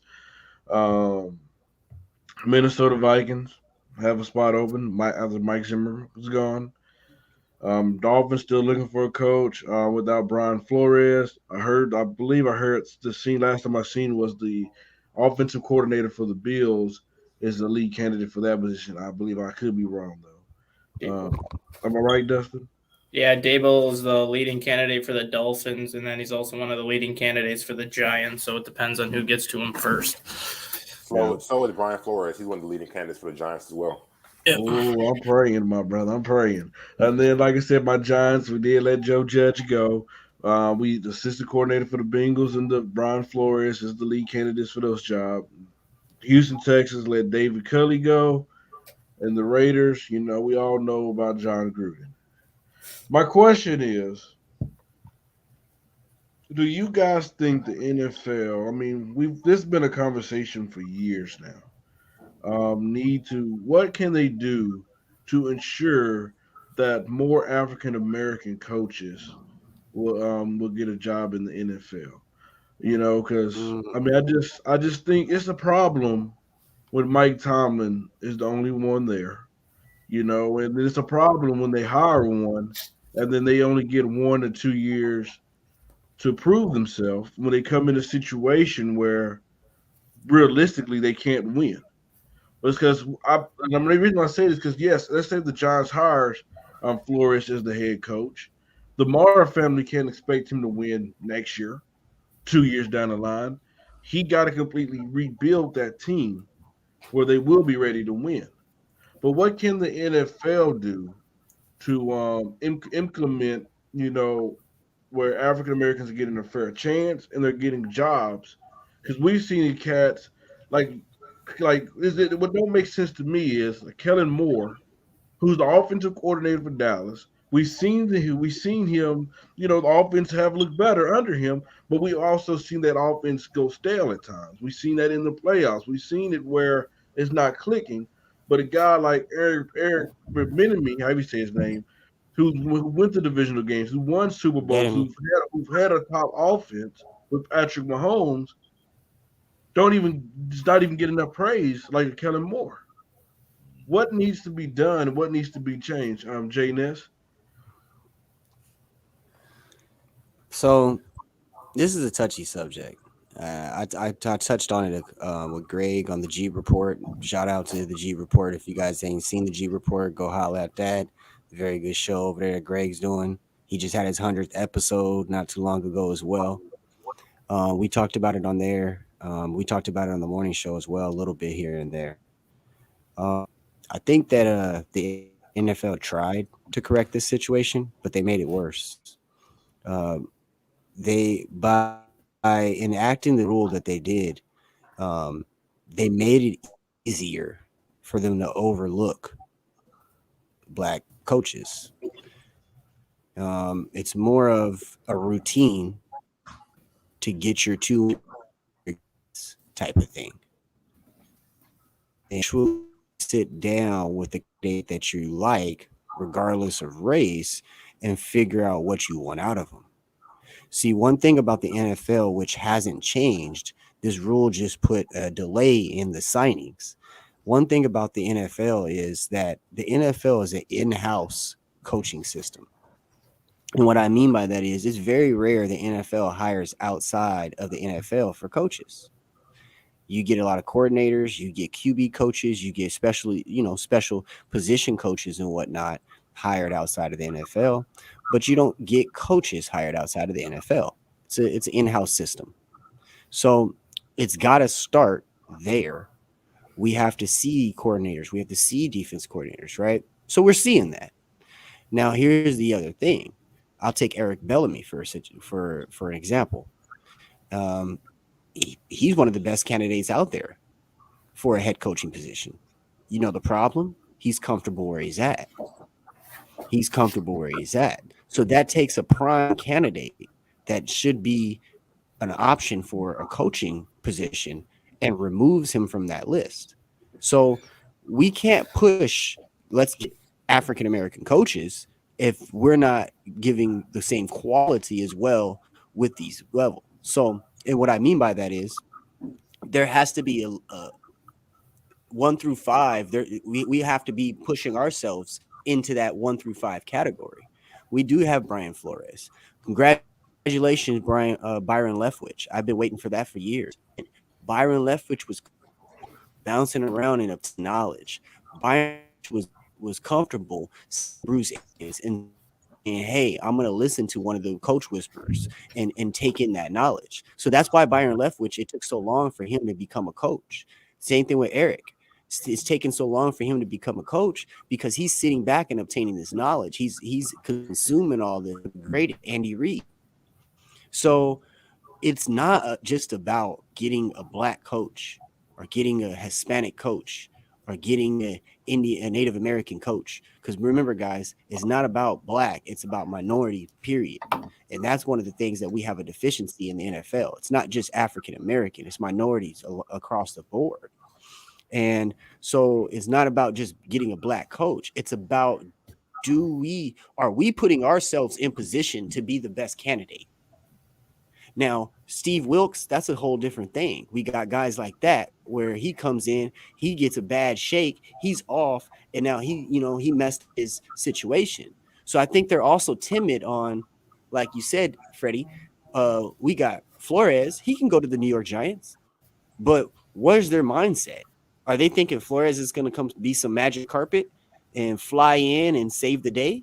Because then Flores shouldn't go there because he's setting himself up for failure again. So I think there's a lot of layers to this that need to be peeled back and retooled in order to really make a corrective action on what's going on here. And again, guys, I'm going to take this, sorry for taking so long, but I'm going to take it a step further. We've talked about HBCUs. We've talked about improving, black colleges. We've talked about improving that. And we do that conversation if we're not improving we're not putting ourselves in a position to improve that. Our top candidates are not going to the HBCUs. So then how are we going to improve the quality of the HBCU? Is out there. Our candidates, our top players are coming to the HBCUs. Now you're going to see a rise in them being broadcasted on TV. Now you're going to see a rise in them getting notoriety to get players into the NFL. So it's not, it starts from the bottom. And in this coaching situation, it starts from the bottom. We got to put ourselves in better positions when it's time to be a candidate for a coaching position. There's all these coaching availabilities out here. There's really like 3 top notch, or I'm not going to say top notch, but 3 top candidates that are minority. So that's my piece on it. Yeah, definitely. Jay definitely brought in a lot of great points on that. Dustin, what is your thoughts? What can the NFL do different, or do they need to do anything different to get minorities? Not just like Jay said, not just African Americans, Hispanics, Native Americans, just different races into a coaching position. Before I touch on that, there is some news on the Byron Leftwich situation. He is actually not officially the Jaguars head coach right now. Leftwich said the only way he will take the job is if Jacksonville gets rid of Trent Baalke as the GM, and Baalke is still the acting GM. Leftwich will not. See, I'm okay with that part. Yeah, Leftwich will not work with. You, Justin, but that's for the problem that. there too, though, Jay. If Jacksonville doesn't get rid of Baalke, then they just blackballed another African-American head coach just because they didn't want to basically give him what he wanted. He wants Adrian Wilson from the Cardinals to come be Jacksonville's GM. But here's the thing. D. I'm okay with that's not a blackball. That's me and you not coming to agreement. Well, yeah, that way, me saying I can't work with this guy, work with this guy. But again, that's Byron Leftwich taking a step back and saying this is not the best situation for me. I'll take my step back, and that's what we also need to be able to do.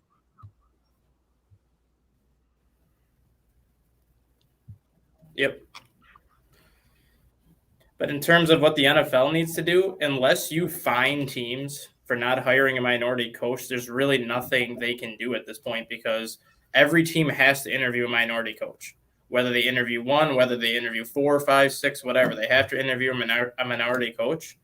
If they don't hire the minority coach, their reason could be that the African-American, the Native American, the Hispanic coach didn't interview well in the interview process. Whether that's the real reason or not that they didn't get hired, nobody's going to know. But all the team would have to say is we gave Eric Bieniemy, we gave Leftwich, we gave Flores an interview, and none of them interviewed well or none of them met the criteria that Doug Peterson or that somebody else meets. So we're going with Doug Peterson. So there's really nothing the NFL can do because ultimately it's still going to be the franchise's decision on who they hire, whether they hire the wrong person or not. They can say what they want to say basically to keep minority coaches out of the league. And I think it's obviously wrong because I think there's several African-American coaches and several minority coaches that should have been coaches long before this year that still haven't had their opportunity yet. But if it's up to the owners and if it's up to the franchise, they ultimately dictate how many minority coaches get a job. And all they really have to say is this person didn't interview well. And if that comes out that Eric Bieniemy didn't interview well, not only does that take him out of the equation for a job this year, but that could potentially take him out of the equation for years to come because who's going to want to interview somebody that had an opportunity with Jacksonville or Minnesota and then it came out that he didn't interview well? All right, Phil. And that's the continuation of the blackballing. Mm-hmm. And just for our listeners, if y'all aren't tracking the rule that we're speaking about, we're talking about the Rooney Rule that's been in effect for a while now. Like Dustin said, the Rooney Rule makes it to where these franchises have to interview a minority coach. They don't have to hire one, but they have to interview it. Now, these are just my opinions. To me, the Rooney Rule is just a facade, right? It's just for those franchises to cover their butts by saying, hey, he came to my office, we sat for an hour and spoke, but he wasn't the right choice, right? So like Dustin said, ultimately, it's going to be up to Roger Goodell and those top guys to put the hammer down. And I don't see that changing anytime soon. The closest we've gotten so far is Deion Sanders, right, making the decision to go and coach at Jackson State University, at HBCU. And now, because of that, he signed the #1 high school player in the nation. I believe his name is Travis Hunter, cornerback. So he's trying to change things on that micro level in college, but it's just tough because the NFL is a who you know, not always a what you know. And even though some of these black coaches and some of these minority coaches know an Eric Reed or Bill Belichick, right, or Bruce Arians, are they willing to make that sacrifice for the betterment of all minority coaches to take that bad position, or do they do like what Jay want to say? Do they want to stay comfortable, learn, and then find a position that's better for them? It's almost like it's a lose-lose right now, you know. So I don't even know. Right. Hey, Greg, I got a question for you. So we've heard Jay, Dustin, and Phillip, come up and give their opinions. But this is just maybe like a solution or a way that what the NFL can implement. Maybe during these interviews, you have somebody from the league office sit in on these interviews or somebody like that. Do you think they should have somebody sit on these interviews, listening to, the interview to see, is he saying anything different than any other coach, or what do you think need to be implemented? They could try that. I don't know how effective that would be because at the end of the day, the team is still going to choose who they want. I just feel like when people say, okay, they didn't interview well, or it didn't go well, I'm always like, okay, did the interview not go well, or did you just do the interview just to fill the quota? And now, since you've done that, you filled the quota, you did what you was, supposed to do. Now it's, well, he's a good candidate, but the guy we really wanted, that's the guy we really wanted. So yeah, they didn't interview well. So that's why we really want it. And then they still go out and be 6-10 for like 3 straight years. So what I always say is make it make sense. And when everybody was, getting fired at the end of the season, I said, so how can, and I understand the Brian Flores thing was he had a disagreement with management. They wanted to stay with Tua. He didn't want Tua. Okay, that's fine. But how David Culley gets treated in Houston and, and other, teams, Jim Caldwell with the Lions, my whole thing is they get their 3 years, and for David Culley, it was just 1 year. But yet Matt Rule can be terrible in Carolina and get a 3rd year. And I feel like once African-American coaches start getting a fair shake as far as when they get a bad team, get a bad, job, they get enough time to get that team right. Because it takes more than 2 years. It takes 3, sometimes even 4 to get it right. So as far as the interview process, just like Dustin said, short of finding them or doing something, crazy, they're gonna pick who they want to pick. I just wish that when African American coaches did get the chance, that they get enough time to make that team win. And can I just caveat on what Greg said just really quick? He brought up a very good point at the very last second. Think about the type of jobs that become available to these minority coaches as opposed to the white coach when it comes to hiring, right? This may be the first year that all the jobs that are open are great jobs, as opposed to like, oh, let's send David Culley to Houston, to that morbid franchise. Or let's send Brian Leftwich to the Jacksonville Jaguars, who was a better franchise today than they were last year, but they aren't getting the same quality of opportunities as well. What would be interesting too, if there was a job that was open, let's just use the Packers or the Cowboys, for example, because they're like 2 of like the most iconic franchises. And you had like 6 or 7 African-American coaches interview for the Dallas Cowboy job and 1 white coach. But yet the white coach is the one that gets the position.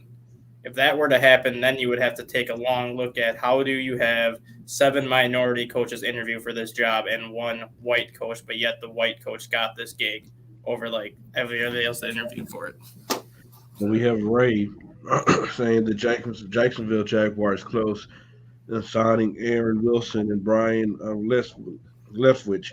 Once that is complete, then the Jaguars will be firing the current GM. They want these two in place before letting Trent Baalke go. That is the news that's coming out of the Jaguars front office here in Jacksonville, Florida. So, all right, Jay McLevin, what Yeah, rules and I do want to, because this is one of those topics that I think that we need to put the enlightenment on before we hand it over to Jay. That this is, as we discuss this is definitely a issue in the NFL, and us, this panel, we're not trying to put versus a white versus black thing, but it is definitely something that is a real life situation going on right now in the coaching carousel of National Football League. Dustin did give a prime example of just one of a recent coaching decisions where, again, 7 African American coaches are interviewed, and one white coach is interviewed, and the white coach gets the job. And it's not, we're not sitting here complaining and giving a boo-hoo or look at us or nothing like that. It's just facts. It's just realities. Everyone goes through and interviews that. There's 8 men in there, and that's the one that comes out of it. And it sucks to have to put the spotlight on that situation. But this is time and time and time and time again, repeatedly for decades. And that's why this is such an issue and a hot topic at this current situation. So I just kind of wanted to throw that out there and make sure that we understood that this is not us kind of creating this white versus black scenario. This has been a topic that's been going on in National Football League for far some time. Well, it's sports in general, too. Outside of the NBA, I mean, baseball is getting better at it because baseball is at least getting some of the Latino managers in there, like Alex Cora and like Oliver Marmol now, who took over the Cardinals. So they're at least getting those guys in. There's not a single African-American or minority coach in the NHL. There's barely any in the NFL. Outside of the NBA that's giving more African-Americans chances, that's just been an issue in pro sports for the longest time. And I think the only reason why the NBA is really pushing, because we have players, they're the ones that really push for a lot of that stuff. You hear the Chris Pauls, the LeBron James, we've heard the D Wades, the Melos, back in the day. They're they come out to in the front, and say, hey, this is what we want.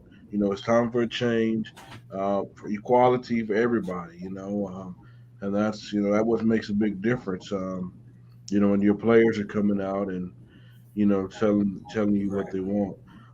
Jay McLevin, what rules do you think they can implement? What needs to change, and what's your opinion on this? Yeah, this is a very sensitive subject. It's a sensitive subject because you want to see African Americans excel and get the opportunities and things like that. But at the same time, I'm also saying I want the best guy available. I don't give a damn what color you are. I don't care. All I want to know is you're the best guy for the job. You're the guy that can get the job done. And it's just so subjective. You bring in 7 whites, 1 black. What if the black guy gets the job? Okay. Well, then does that make it? I don't know. It's just so subjective. But Jay, as to, you know what I'm saying? Hold on. Let me say this. Now I didn't say nothing. I'm keeping quiet. Okay. Let me say what I gotta say. No, you're right. The problem I see is this: we need more black ownership. It goes from the top down, in my opinion. I think you know what?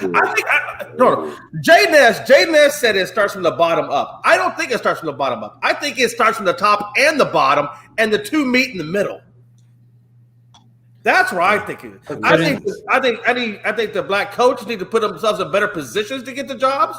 I think white ownership or if you're a white, I think you need to give them the opportunity. And because I don't think that Hackett was the right guy for the Denver job. I think there's a numerous amount of other black coaches out there that could run circles around him.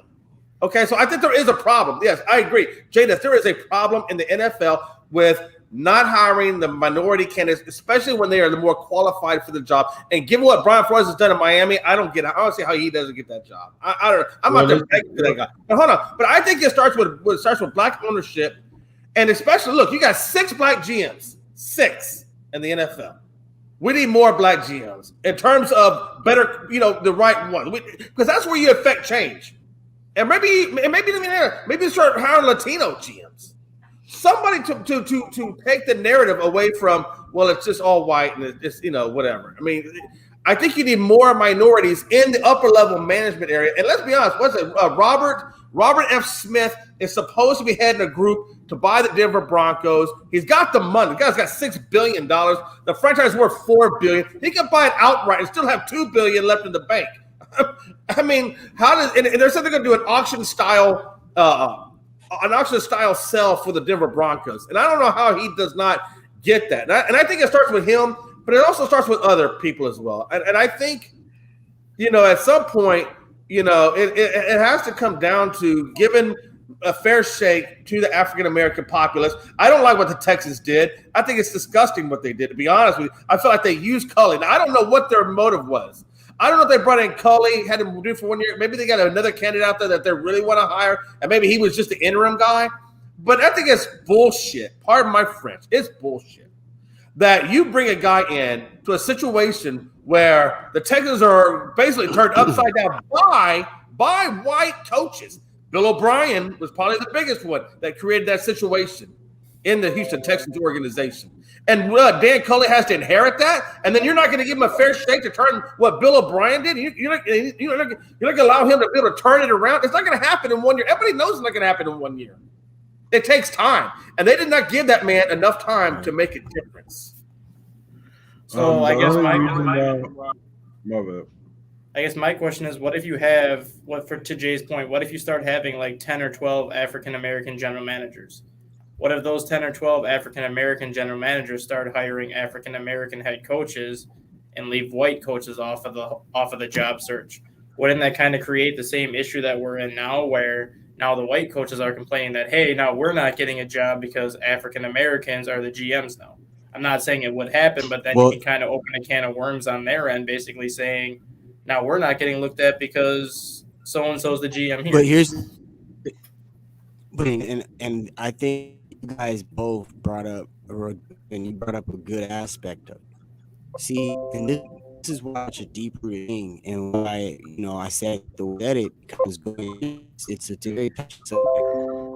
It goes back for decades upon decades, bro. It does. We haven't had opportunities of ownership for far too long, and the opportunities of ownership, the lack of, have caused a whirlwind and an effect that we're dealing with today. CJ, you hit the nail on the coffin.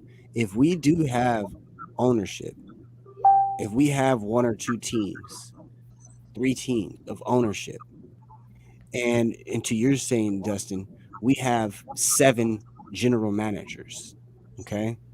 That means when you go into an NFL facility, 9 times out of 10, you're going to see a familiar face regardless of your race and regardless of your position in that organization. Right now, that familiar face stops with front office. It stops it starts with the players on the field, and it stops with our front office. And that's the part I think that it will begin the leveling of the playing field. Yes, Dustin, you're right. It could take an opposite effect and throw us into a boomerang effect where now it just flipped, and now you got the white coaches are feeling like they're being left out. It could, but I think the ability to have a level playing field and multi-facets of faces that look familiar to multi-facets of people that are walking into that room to interview will change the narrative. Do you think it starts with maybe Roger Goodell? Hey, do you think maybe it starts with Roger Goodell putting more diversity training out? No, I think it's just who you know. know. Yeah, who you know. No, yes, Dustin, in a sense, at 50% of it is who you know. But you guys got to remember, Jay-Z tried to go in and buy, what was it?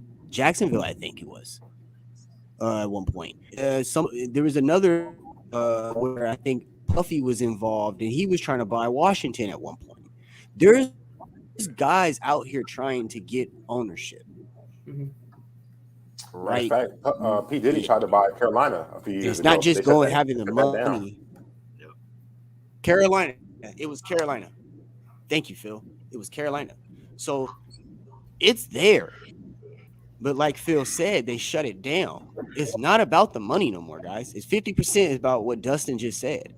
It's about who you know and who's going to let that happen. So there's a long way to fix the coaching. Right, because if it was about, it's not about money. Because like I said, Robert Smith has more than enough money to completely buy the Bills. Right. I mean, really buy the Denver Broncos for what their asking price is. I mean, more than enough. Right. He doesn't even need a minority guy to come in. He can just do it all on his own. No. Yeah. All right, you guys. Let's take a quick commercial break. After that, we're going to talk about some Big Ten football. But let's take a little quick commercial break, and we'll be right back with you. This is the All Sports All Place Network.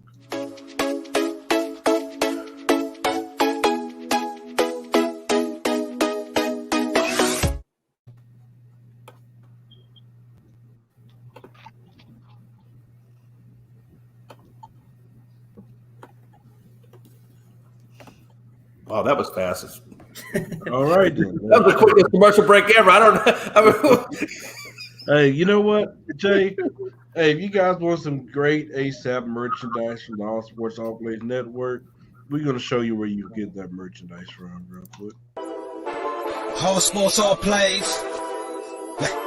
All Sports All Plays. All Sports All Plays. 365, we making a place. You talking the game, get you to the days. We're high in the court, the diamond in the lane. Variety topics living the same. All presentation, sports information. Hitting the airways, taking the nation. All sport, all plays, like working your faces. Grace at the field, so type the laces. All Sports All Plays. Network. All Sports All Plays. Network. We on top of our game. All Sports All Plays. All Sports All Plays. Yes, make sure you guys go out there and get your own ASAP merchandise. You can find us on TikiLIVE as well. It's in the description of the show. It's all through our page. Click on this. You can watch all great content from the ASAP Network. We have a lot of great shows on there, from ASAP in the Morning to Real Talk, from He's on Fire podcast, from Touchdown Crew, and many more shows to come on our TikiLIVE platform. So make sure you tune in to there as well. But in the week of February 8th, a show coming to the TV.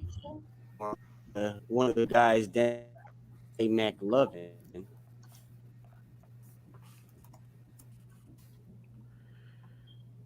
What did he say? I didn't catch it. Jay his connection is pretty bad. It's saying that on February 8th, Jay McLovin's bringing Unscripted to the TV platform. We'll be on TikiLIVE and many platforms, so let's check them out as well. Yes, sir. Awesome. So, do you guys think that the Big Ten football is planning to move away from their division?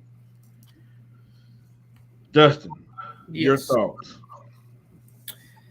I honestly think it is a great idea. I mean, right now you have 2 divisions of 7 in the Big Ten. So you have your 6 interdivision games, and then your cross 3 games. So you're playing 9 conference games. And if you look at 90% of the Big Ten non-conference schedules, it's a bunch of cupcake opponents that they can just stock 3 quick wins against just to get into conference play. So if they go 3-6 in conference play and finish 6-6, you qualify for a bowl game because you went 6-6. By going away with these 2 7-team divisions, the conference schedule is going to go from 9 games down to 4 games, and it's going to allow these teams to schedule non-conference games against ACC opponents, Big 12 opponents, SEC opponents, Pac-12 opponents, and kind of give themselves better non-conference games that could potentially help them in like a college football playoff conversation when strength of schedule talks come up and you start looking at who beat who out of conference, who beat who in conference, and things like that. I think it's a great idea just because you're going to see more better matchups every year instead of like Ohio State, Michigan, and Penn State playing each other every single year, which they probably still would. You can throw Wisconsin into that mix with those teams. You can throw Iowa into those mix with those teams. So instead of seeing those matchups every 3 years, you might get him every year or like every other year to have a more frequent side things.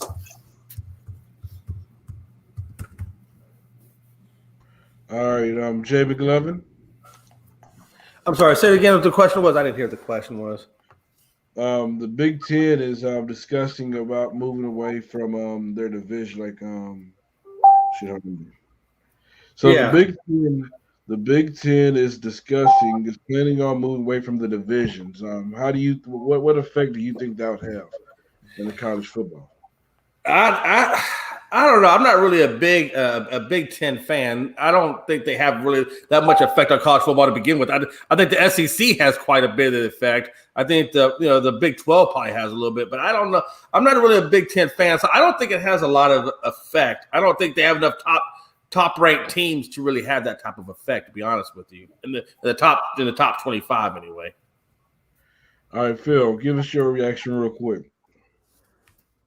Real quick, I'm a big SEC guy, Who Dat fan, Go Tigers fan. But, I mean, I feel like it only hurts them because it takes away a bid for a national championship. Because who's in the Big Ten, right? You got Ohio State, Penn State, Wisconsin, and Michigan, and some of the bigger schools in Michigan State, some of the bigger schools in that conference. I mean, if they're not in that conference, then what are they going to do? Who are they competing against? Who are some of the biggest teams on their schedules to kind of beef up their record? I think they just need to stand pat and tough it out. All right, Greg. I agree with Dustin with the fact that now it gives the Big Ten more chances to play out of conference teams instead of playing Walmart, University, and all this other stuff that the Big Ten be doing on their non-conference schedule. So, and plus, it'll be good to see those matchups in the conference with Iowa, Ohio State, or teams that wouldn't normally play each other because of the divisions that they're in. So that would be good. But playing, having less conference games and getting a chance to play a team, a good team out of conference will help more Big Ten teams get in the college football playoff. So it's actually going to help, end up helping the conference in the long run. All right. Hey, we only got a few more minutes left, about another 15 minutes. Last night, the NBA gave us, the starting fives and the captains for the All-Star game. Kevin Durant will represent the East, and LeBron James, we all knew was going to represent the West. We all knew. Look, the dude's still the best player in the game, hands down. So, Team KD, you have Joel Embiid, who's on an MVP tear this year, playing lights out. Giannis Antetokounmpo, we know what this man represents when it comes to the NBA. This is a man that lead the Milwaukee Bucks team last year to the NBA championship. He adored DeMar DeRozan, who's having one of his best years of his career with the Chicago Bulls. And then this is one that Charles Barkley did not like last night. He thought Zach LaVine should have got the start, but they did give it to Trae Young. And for the West, you have Nikola Jokic, one of the best big men in the game, the MVP of last year, who can score at all three levels. New All-Star, from a guy that people wanted to call a bust, wanted to call a guy that did not live up to expectations until this year, joining the Golden State Warriors and Andrew Wiggins. You have Ja Morant, who we all know is leading that Memphis Grizzlies team to one of the best teams in the West. He can score on all levels, and the dude can do it. And then the greatest shooter on God's green earth is Stephen Curry. So, what are you guys' reactions to this? Do you guys like the team captains? Do you guys like the team? Do you guys think somebody else could have been represented? What is you guys' reaction to it? Whoever want to go with it first, can run with it. I'll knock it out first. Honestly, I'm gonna go to the one that we all want to talk about, right? Andrew Wiggins. I was actually happy to see him make the All-Star team starters, but I was surprised that the fans voted for him to be a starter. He's definitely has been hated. I wouldn't say hated, but disliked amongst NBA fandom for not living up to his expectations in Minnesota, and for the so-called beef that was happening between Jimmy Butler, Cat, and Wiggins, right? But I think, one, we live in an era of basketball where you even have top 200, top 300 players putting up crazy numbers, right? It's a spaced out game now. The three is the main shot. It's easy for people to get numbers, but his impact goes beyond the box score, right? Before Klay Thompson came back, he's routinely guarding the best player on the opposing team night in and night out. And when Steph Curry was having a bad night, who's having a good night? Andrew Wiggins. When Steph Curry needs help, who's his partner in crime? Andrew Wiggins. And he's still averaging 18 points per game. So while he may not be putting up the flashy numbers or making the flashy plays, he is an integral part to a championship team. And that's mostly the criteria for making these all-star teams, right? A good player on a good team, Phil, I understand and I agree with you on that. And I believe Andrew Wiggins did deserve it. But I don't think he deserved it over Devin Booker. I mean, we're talking about a guy in Devin Booker who's averaging 25 points a game, giving us 5 rebounds, 4 assists, and a steal a game, my brother. We're talking about a Devin Booker. Now, let's be honest, that took a step back, man, once Chris Paul got there so he can learn how to win. Because, hey, we know Devin Booker was scoring 50, 60 points a night, 30, 40 points a night when it was just by himself, but they was losing. We're talking about a guy who's a professional scorer. Look, I got you. And Devin Booker, right, he's a baller. But unfortunately for him, he plays shooting guard and point guard, and Andrew Wiggins plays small forward, so he needs to be more upset with Ja Morant for taking his spot instead of Andrew Wiggins. Yeah, I understand that. It's just, I don't know, it's just kind of hard not to see D-Book not in that starting 5, especially what he's doing for Phoenix, man. It is really tough. And then I understand, that's why I'm kind of surprised about I understand Trae Young. Trae Young, he brings a different swagger to the game. He's cool to watch, fun to watch. He can score on all levels, and this is what kids want to see. This is what we say. The kids are looking up to Steph Curry. We're already seeing it come to the NBA. You have Trae Young. People already want to compare him to Steph. But, I mean, I understand. But, you do have James Harden, who I thought, should have probably got a starting nod, but he didn't get it. But, Greg, what was your reaction to both starting 5s? Did you agree with it, or did you like to see something else? I was fine with both starting 5s. I was surprised that Devin Booker wasn't on there, but But other than that, I was good with both starting 5s. Everybody on there is having a heck of a season so far. Embiid is basically carrying the Sixers. So he was deserving of being a starter. Yoke, of course, KD, and Bron. So out of the 10, I didn't see no problems.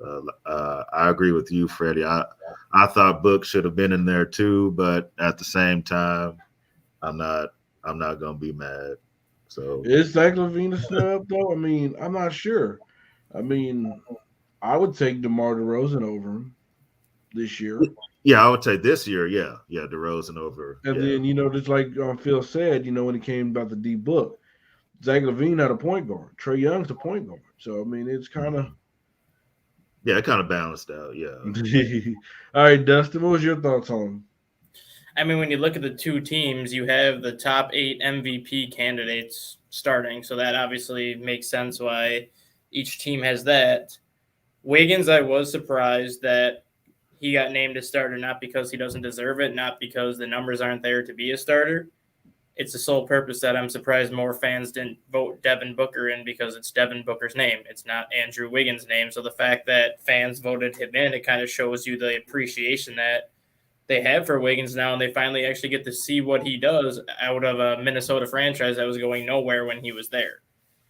The Trae Young pick in the Eastern Conference, I'm okay with it. I'm not okay with it, but there's really not too many point guard options you could use in place of Trae Young. I mean, Ben Simmons is not playing, so he's not an option.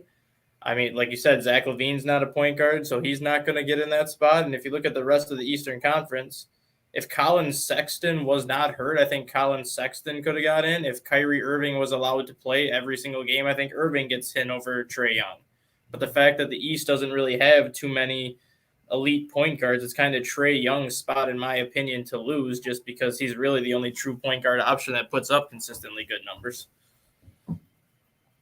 I agree with that too, Dustin. What really just hurts is that it's fan voting, right? If it would go back to how it used to be with the majority of the votes coming from the coaches and execs and players, then you'll see more balanced teams, because then it'll be based off of their contributions to their team. Not, oh man, a lot of fans from Golden State voted for their guy this year, things of that nature. It's tough. Right. Yep. Man, bro, when I say this has been a great show today. It's been a great show today. Had my dude Phil on, had Landon pop up on. We got the stat guy, of course. Like I said, it's better than Sirius, better than Alexa. And we got Craig. And hopefully we don't get to see no slamming no deaths on coming Monday because the Chiefs lost. Had Jay Ness on here as well. Man, this has been another great episode of ASAP in the Morning. Want to thank all our viewers, the followers out there in the comments. Want to thank you for watching us. Without you guys, we would be nothing. Want to give a shout out to you guys. Go make sure you follow us on TikiLIVE. Gentlemen, do you have anything else you guys want to add? I'll send my stat of the day out today, which Greg probably already knows, but Andy Reid became the first coach since the NFL merger to take two separate teams to the conference championship game 4 consecutive years. Did it with Philadelphia in the early 2000s, and now he's repeated that feat with Kansas City. Wow. Sir. I'm going to say this. Go ahead, Phil. My bad, Greg. I appreciate that. From the wise words of LSU's former head coach, Ed Orgeron, ASAP Sports, we coming, and we ain't backing down, baby. There you go. Yes, sir. And man, I am so excited for the games on Sunday. You can feel it in the air, in the city. Kansas City is ready. Man, we are the kings of the AFC. And we remember Joe Burrow doing the shotgun and the cigar and the dip. We the ones going to be doing the shotgun this time. We going to be doing the shotgun. So, man, I can't wait. It's going to be good. There you go. Hey, Greg, do you stay in Kansas City? Yes, sir. Oh, boy. It's going to be going on. Hey, my dude Greg might have a bottle of beer open on Sunday. He might get that out of him. I don't know if he drink it or not, but hey, he might get a couple of beers in him that night because he might be feeling real good. But until this upcoming Monday, ASAP in the Morning, we're out. Make sure you tune in to Just Say the Truth tonight. Fast Break tonight. Who's Your Huddle tonight? Hey, Dustin, are you and Mon going live today as well? Is what? Are you and Mon going to your ASAP recap today? Yeah, 2:00 we're doing it. Yep.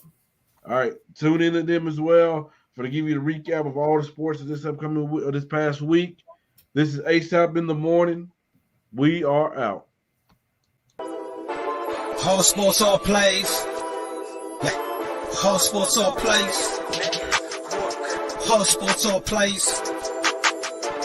365, we making a plays. You talking the game, get you through the days. We're high in the court, the dime in the lane. Variety, topics, living the same. All presentation, sports information. In the airways, taking the nation. Sport, all plays, like working your faces. Grace at the field, so tie the laces. All sports, all plays.